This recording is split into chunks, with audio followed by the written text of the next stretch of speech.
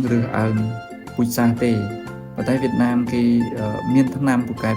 ក្នុងការធ្វើឲ្យទានឹងពងច្រើនអញ្ចឹងវាប៉ះពាល់វាខុសពីធម្មជាតិរបស់ទា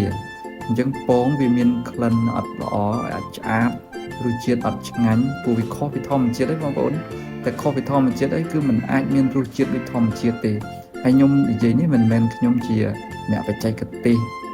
ចំណីអាហារគីមីចំណីអាហារក្នុងការពិនិត្យវិច័យរសជាតិទេប៉ុន្តែដោយសារខ្ញុំទិញហូបខ្លួនឯងខ្ញុំដឹង